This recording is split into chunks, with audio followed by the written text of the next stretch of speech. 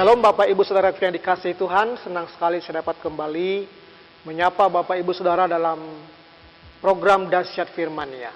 Tentu doa dan harapan saya lewat kebenaran firman ini membawa kita semakin mengerti apa yang menjadi kehendak Tuhan di dalam kehidupan kita. Bapak Ibu Saudara yang dikasihi Tuhan, pada kesempatan kali ini saya mau mengajak kita belajar tentang kuasanya memerdekakan. Saya ambil dari Roma pasal 6 ayat 15 dan ayatnya yang ke-18. Firman Tuhan berkata demikian. Jadi bagaimana? Apakah kita akan berbuat dosa karena kita tidak berada di bawah hukum Taurat, tetapi di bawah kasih karunia? Sekali-kali tidak.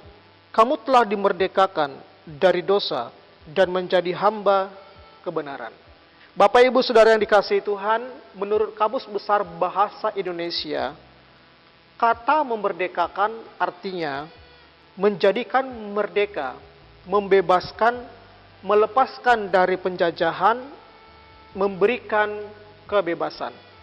Dengan kata lain, bahwa seseorang mendapatkan kemerdekaan, merdeka, bukan karena hasil usahanya, tetapi semata-mata karena pemberian. Jika kita perhatikan dalam perjanjian lama, dalam Keluaran pasal 6 ayat 5, diceritakan bagaimana Allah membebaskan, memerdekakan bangsa Israel dari perbudakan di Mesir. Tuhan yang mengambil inisiatif untuk membebaskan umatnya dari penjajahan perbudakan di Mesir. Bapak Ibu Saudaraku yang dikasihi Tuhan Yesus Kristus, Alkitab berkata bahwa Kristus Yesus telah memerdekakan kita dari dosa-dosa kita.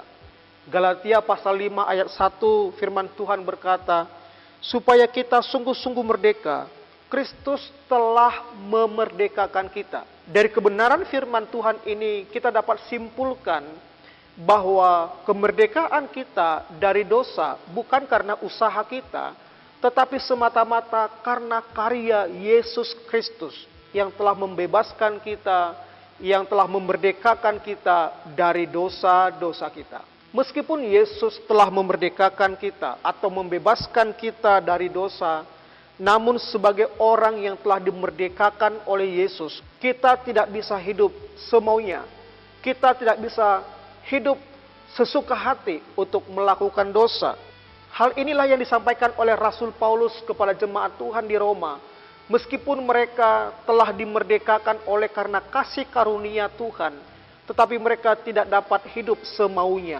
Mereka harus mengikuti apa yang menjadi kehendak Tuhan di dalam kehidupan mereka. Bapak Ibu Saudara yang dikasihi Tuhan, pertanyaannya adalah, apa bukti kemerdekaan yang Yesus berikan kepada kita? Yang pertama adalah kita dibebaskan dari dosa. Ayat 18 berkata, kamu telah dimerdekakan dari dosa dan menjadi hamba kebenaran. Rasul Paulus mengingatkan jemaat di Roma bahwa mereka dimerdekakan dari dosa bukan karena usaha mereka, tetapi karena kasih karunia yang Tuhan berikan kepada mereka. Dalam perjanjian baru ada 3 istilah tentang penebusan orang berdosa. Yang pertama adalah agorazo, yaitu Allah melalui Yesus Kristus telah membeli manusia dari dosa. Yang kedua, exagorazo, artinya dibeli keluar atau dipindahkan dari dosa. Dan yang ketiga, yaitu lutro, artinya membebaskan atau melepaskan dari belenggu dosa dan disuruh pergi sebagai orang merdeka. Bapak Ibu Saudara yang dikasihi Tuhan, kita bersyukur oleh karena kasih karunia dan kuasa Tuhan Yesus telah membebaskan kita dari dosa.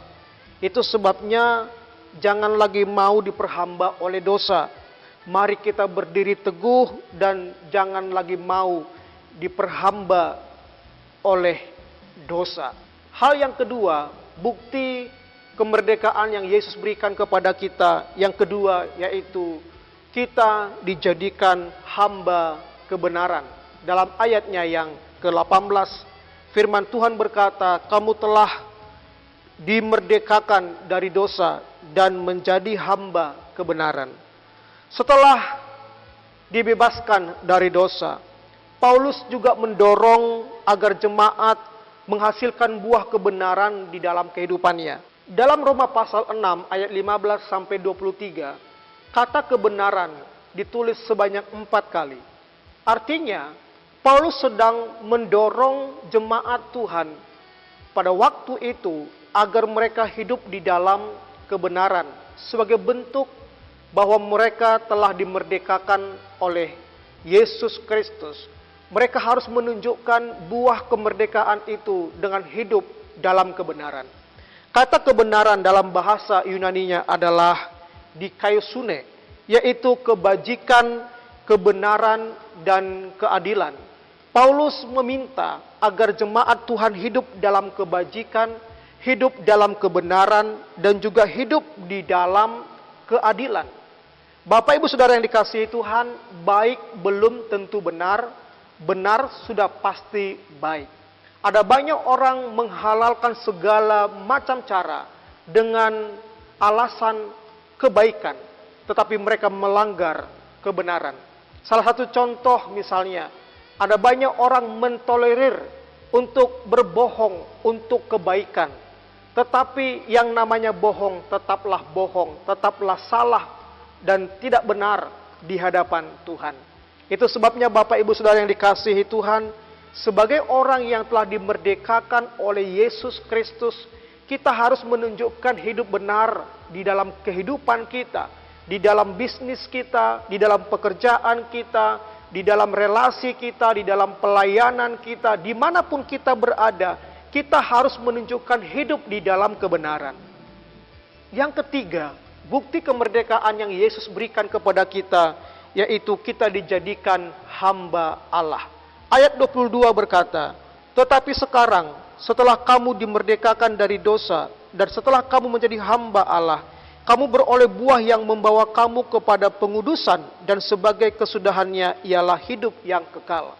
Bapak Ibu Saudaraku yang dikasihi Tuhan, kuasa dan juga kasih karunia Yesus bukan hanya memerdekakan kita dari dosa, bukan hanya menjadikan kita hamba kebenaran, tetapi Alkitab berkata, oleh karena kemerdekaan yang Yesus berikan kepada kita, kita diadopsi, diangkat menjadi hamba Tuhan. Hamba artinya budak.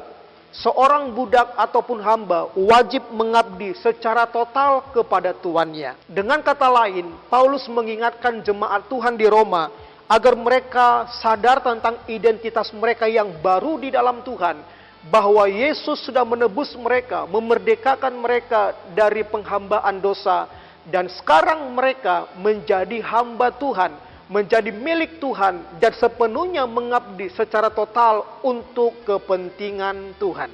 Bapak Ibu Saudaraku yang dikasihi Tuhan, kemerdekaan yang Yesus berikan kepada kita telah mengubah identitas kita dari hamba yang diperbudak oleh dosa menjadi hamba Allah, dipimpin dan mengabdi kepada Allah untuk kepentingan Allah. Bapak Ibu Saudara-saudara yang dikasihi Tuhan, kita sudah melihat 3 bukti dari kemerdekaan yang Yesus berikan kepada kita. Pertanyaannya adalah, apa yang harus kita lakukan sebagai orang yang telah dimerdekakan oleh Yesus Kristus? Dalam Roma pasal 6 ini ada 2 hal yang harus kita lakukan.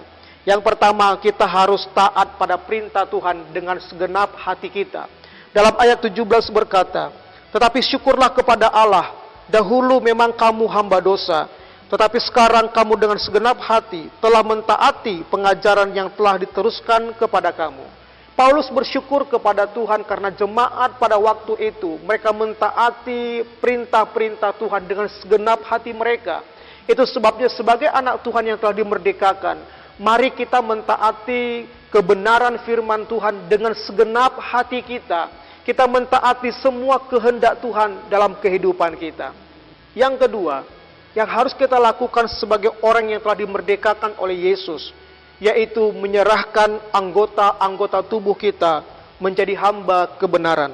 Ayat 19 firman Tuhan berkata, aku mengatakan hal ini secara manusia karena kelemahan kamu, sebab sama seperti kamu telah menyerahkan anggota-anggota tubuhmu menjadi hamba kecemaran dan kedurhakaan, yang membawa kamu kepada kedurhakaan.